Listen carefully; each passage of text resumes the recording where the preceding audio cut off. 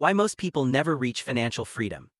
The average person will spend nearly 90,000 hours working during their lifetime. Think about that for a second. 90,000 hours. More than 10 years of your life. Just working. And most people accept that reality because they believe there's a reward waiting at the end. They believe that if they work hard enough, get promoted, earn more, save a little, and keep going for 30 or 40 years, eventually they'll reach financial freedom. A point where work becomes optional. Where a monthly bill doesn't cause stress. Where an emergency doesn't destroy years of progress. Where your investments generate enough income that you no longer have to depend completely on a paycheck. Where finally, your time belongs to you.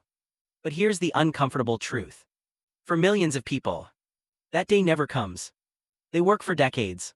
They get raises. They change jobs. They get promotions. Their income increases. But somehow, they're still living from paycheck to paycheck. And what's even more surprising, this doesn't only happen to people with low incomes. There are doctors who earn enormous salaries and still struggle financially. There are athletes who make millions and eventually lose everything. There are lottery winners who receive more money than most people could earn in a lifetime and somehow end up broke. So maybe the problem isn't simply, how much money do you make? Maybe the real question is, what are you doing with the money you make? Because financial freedom usually isn't destroyed by one huge mistake. It's delayed by hundreds of small decisions. A slightly more expensive car. A bigger house. Another subscription. Another loan. Another lifestyle upgrade. Another year of saying, I'll start investing later. Each decision seems harmless. But give those decisions 20 or 30 years. And they can create two completely different lives. Imagine two friends. Same college. Similar jobs. Similar salaries. Similar opportunities. 25 years later. One wakes up because they want to. The other wakes up because they have to. One owns assets that produce income. The other depends on the next paycheck. And the difference wasn't necessarily intelligence. It wasn't necessarily luck. It wasn't even income. It was the thousands of small financial decisions they made along the way. And that's why most people never reach financial freedom. Not because it's impossible, but because they misunderstand how it's actually built. Chapter 1: What financial freedom really means. Ask 10 people what financial freedom means. And you'll probably get 10 different answers. Some people imagine private jets. Others imagine a huge house. Some want $1 million in the bank. Others want to retire at 40. But none of those things actually define financial freedom. Financial freedom is much simpler than that. It means your assets can generate enough income to cover your lifestyle. That's it. Imagine you need $3,000 every month to live. If your investments, businesses, rental properties, or other income-producing assets can consistently generate more than $3,000, you've reached a form of financial freedom. You might still choose to work. But now, you don't have to. And that difference is enormous. Because a person can earn $10,000 a month and still have almost no freedom. If they spend $10,000 every month, what happens when the paycheck disappears? The lifestyle disappears with it. But someone earning less, while steadily building assets, may have far more freedom. This is why income and freedom are not the same thing. Income is the money coming in. Freedom is how dependent you are on that money continuing to come in. And this is where ownership becomes important. When you're an employee, you generally exchange your time for money. But time has a limit. There are only 24 hours in a day. You can't sell the same hour twice. Assets are different. An asset can continue producing value after you've stopped working. A business can make money while you're sleeping. An investment can grow while you're on vacation. A digital product can be purchased while you're spending time with your family. That's the real goal. Not looking rich. Not impressing people. Not owning expensive things. Freedom. The freedom to decide how you spend your time. Because eventually, the most valuable thing money can buy isn't another possession. It's your time back. Chapter 2: The biggest lie about wealth. Most people grow up hearing the same formula. Study hard. Get a good job. Get a better salary. Work your way up. And eventually, you'll be wealthy. There's some truth in this. A higher income can absolutely make life easier. But there's one massive problem. Income alone doesn't create wealth. You can earn a lot and still be financially fragile. Why? Because when income increases, spending often increases with it. You get a raise. Suddenly the apartment feels too small. So you move. The old car suddenly feels boring. So you upgrade. You start eating at better restaurants, taking more expensive vacations, buying more subscriptions. And slowly, your lifestyle expands. At first, the extra spending feels like success. You tell yourself, I can afford it now. And technically, maybe you can. But there's a problem. The more expensive your lifestyle becomes, the more money you need every single month just to maintain it. And now your higher income hasn't created freedom. It has created a higher level of dependency. This is lifestyle inflation. And it's one of the quietest wealth killers in the world. Because it doesn't feel like you're doing anything wrong. You aren't buying a private island. You're just getting a slightly nicer car, a slightly bigger house, a slightly more expensive vacation. But small upgrades become permanent expenses. And permanent expenses become obligations. Eventually, you aren't working toward freedom. You're working to maintain your lifestyle. You're running faster, but you're still on the same treadmill. That's why the real question isn't, how much do I earn? It's, how much of what I earn am I turning into future freedom? Because that gap between what you earn and what you spend is where wealth begins.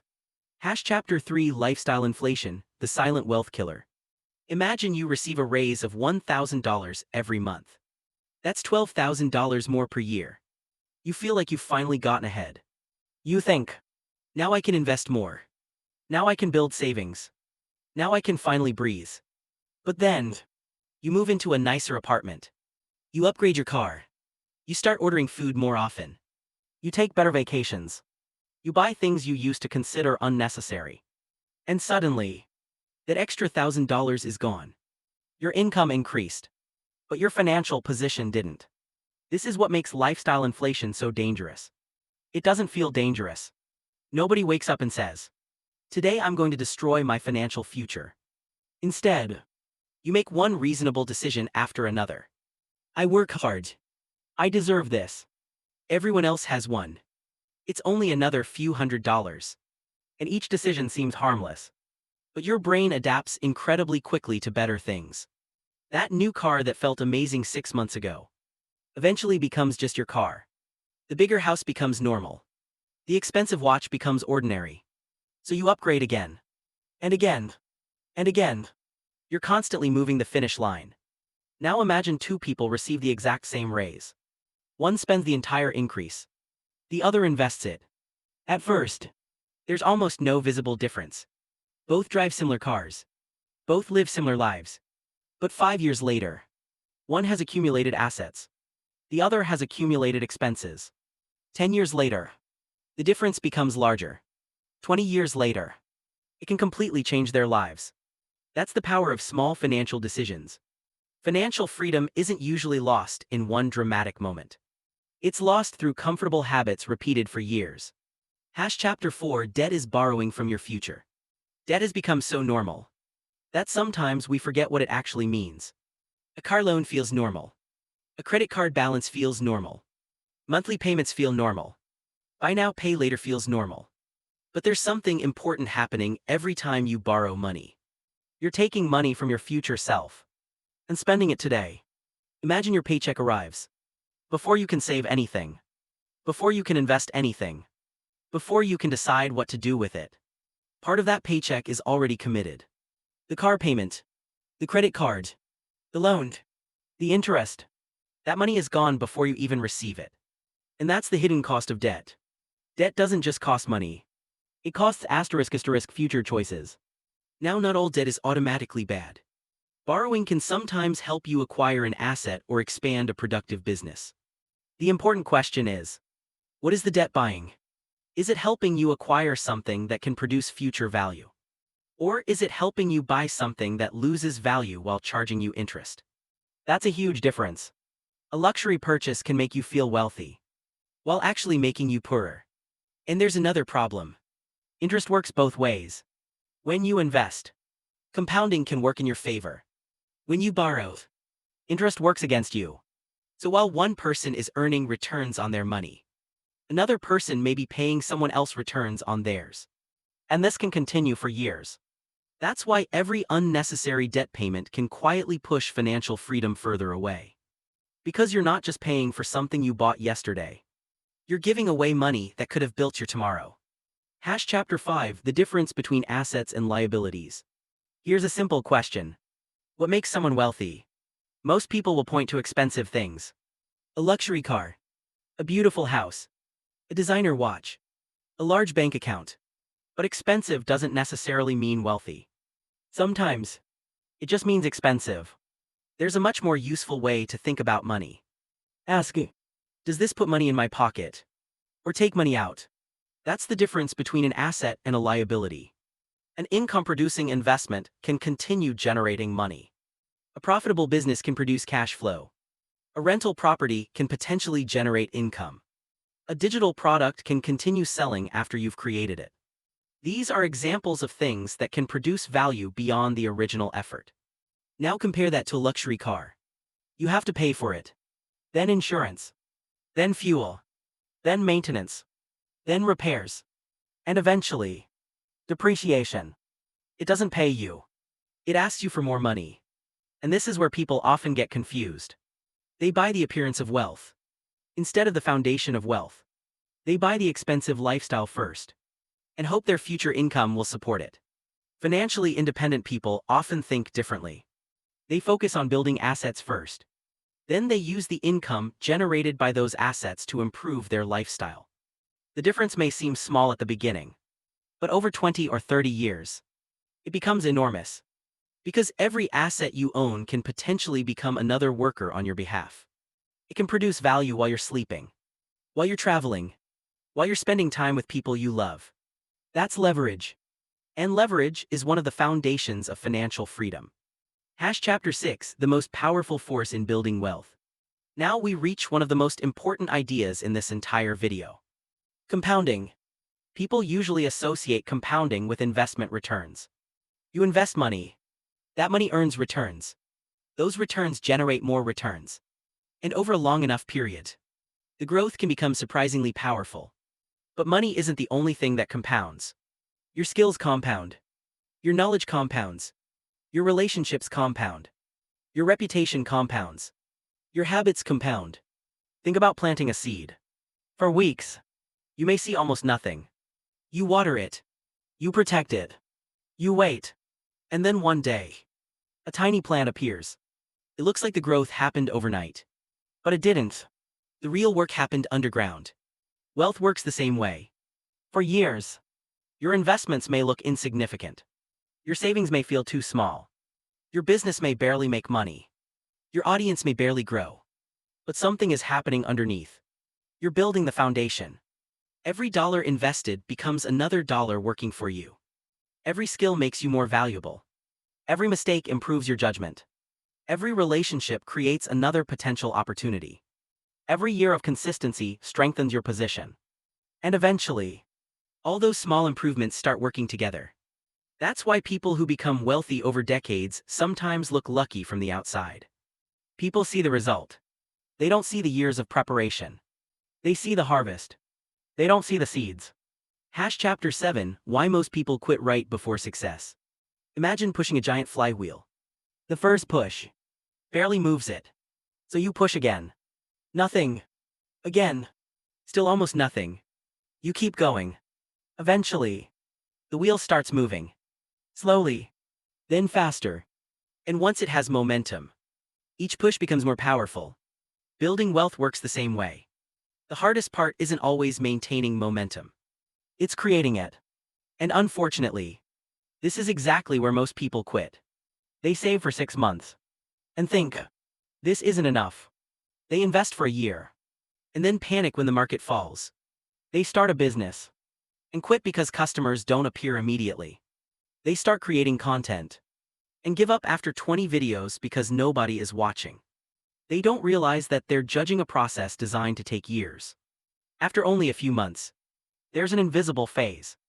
A phase where you're working. But the results aren't obvious yet. And this phase is incredibly important. Because you're building consistency. You're building discipline. You're building knowledge. You're building momentum. Success rarely happens because someone never failed. It happens because they continued long enough to learn from the failures. Every setback teaches you something. Every mistake improves your judgment. Every difficult period builds resilience. The people who eventually reach financial freedom aren't necessarily the smartest people in the room. Often, they're simply the people who stayed in the game long enough for compounding to take over. Chapter 8: The Habits That Separate Financially Free People. So what do financially free people actually do differently? The answer might surprise you. Usually, nothing dramatic. They don't necessarily find some secret investment. They don't have a magical shortcut. They simply repeat a few boring behaviors. For a very long time, they live below their means. Not because they hate spending, but because they understand that every dollar they don't spend can potentially become another dollar working for their future. They invest consistently. Not only when markets are going up. Not only when they're excited. But consistently. They build valuable skills. Because better skills can increase income. Higher income can increase the amount available to invest. And larger investments can accelerate financial independence. They avoid unnecessary debt. Before asking, "Can I afford the monthly payment?" they ask, "Does this move me closer to freedom?" That's a completely different question. And they think in decades. Most people think about the next weekend, the next vacation, the next purchase. Financially free people think about the next 10, 20, or 30 years. They understand delayed gratification. They understand that giving up a little comfort today can create enormous freedom tomorrow. And none of this is exciting. That's the problem. There is no viral shortcut. No secret button. No overnight transformation. The path is actually incredibly boring. Earn. Save. Invest. Build skills. Avoid unnecessary debt. Buy assets. Repeat. For years. And that's exactly why it works. Ending. Now imagine yourself 10 years from today. There are two possible versions of your future. In one version, every raise became another reason to spend. Every bonus became another purchase. Debt slowly increased. Investing was always something you would start. Next year, you worked harder. You earned more. But somehow, you never felt free. Then there's another version. In that version, you made small decisions differently. You invested before upgrading your lifestyle. You built valuable skills. You avoided unnecessary debt. You bought assets. You stayed patient when the results were almost invisible. And in the beginning, the difference between these two lives was tiny. One less purchase. One extra investment. One better decision. Nothing dramatic. But then time passed. And those small decisions compounded. Year after year. Until eventually, one person owned their time. And the other still had to sell theirs. That's the part most people don't understand about financial freedom. It's not about becoming rich overnight. It's not about finding the perfect investment. It's not about earning the highest salary. It's about building a financial system that becomes stronger with time. Every dollar you invest. Every unnecessary expense you avoid. Every skill you develop. Every asset you acquire. Every bad financial habit you eliminate is another brick in the foundation. And eventually, those bricks become a wall. Then a house. Then a foundation strong enough to support something much more valuable than money. Freedom. Most people never reach financial freedom. Not because it's impossible, but because they underestimate the power of small decisions repeated for a very long time. Your future won't be determined by one perfect opportunity. It will be determined by what you repeatedly do. With your income. With your spending. With your debt. With your investments. And with your time.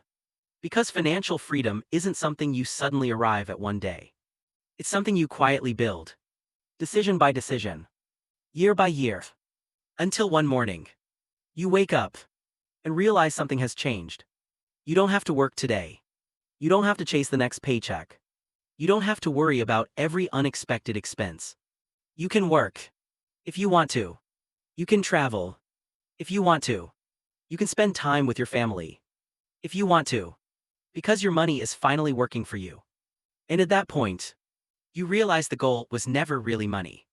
The goal was always Asterisk freedom.